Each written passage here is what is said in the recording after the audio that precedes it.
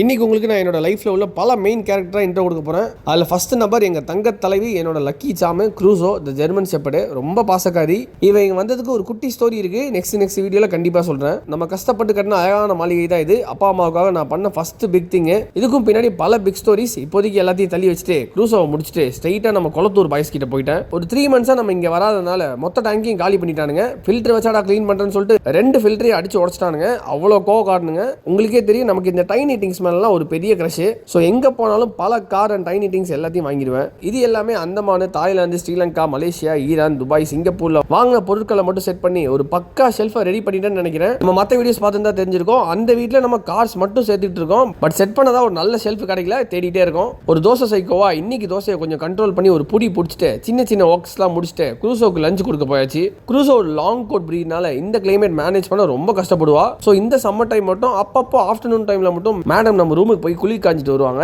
S, வேற வழியே இல்ல. ஏசி இல்லாம சில பிரீட் சர்வே ஆகிறது ரொம்ப கஷ்டம் இங்க. அப்புறம் என்னடா நம்ம ஊர் ஸ்டே டாக்ஸ் வளர்க்கலாம்னு நீங்க கேட்டீங்கன்னா அதுவும் இருக்கு. இப்ப ரவுட்ஸ் போயிருக்காரு அவரோட ஃப்ரெண்ட்ஸ் கூட. ஈவினிங் கண்டிப்பா பாப்பீங்க.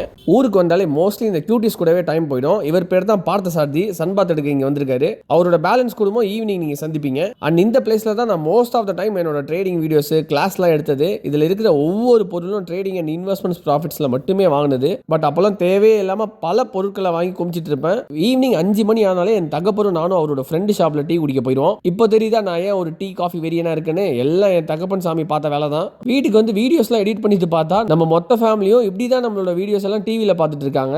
நம்ம மூஞ்ச டிவியில் பார்க்கும்போது கொஞ்சம் உஜால் ஃபீலாக தான் இருக்கு. என்னோட அம்மா அண்ட் சிஸ்டருக்கு வாட்ச் சரி பண்ணுறதுக்காக டவுன் வரைக்கும் போயிட்டு பார்த்தா நான் 15 இயர்ஸாக பார்க்குறேன் நம்ம ஆன் டாமினிக் அண்ணனுக்கு ஒரு வணக்கத்தை சொல்லிட்டு வாட்ச் சரி பண்ணிட்டு நம்ம மொபைல் மேலே ஒரு தாப்பால போட்டு நம்ம 3 மூவிஸ் பாட்டுக்கு போயாச்சு. எஸ், என்னோட ஸ்கூல் டேஸ்ல ஈவினிங் டைம்ல நம்ம பாய்ஸோட இங்கே நின்று தான் டோலிஸ் எல்லாம் சைட் அடிச்சிட்டு இருப்போம். அப்போ அண்ணன் ஒரு ஷாப் வச்சிருந்தாரு. இப்போ 2 ஷாப்பா டெவலப் ஆயிட்டாரு. ஆனா இந்த மிஷினை மட்டும் மாற்ற மாட்டாரு.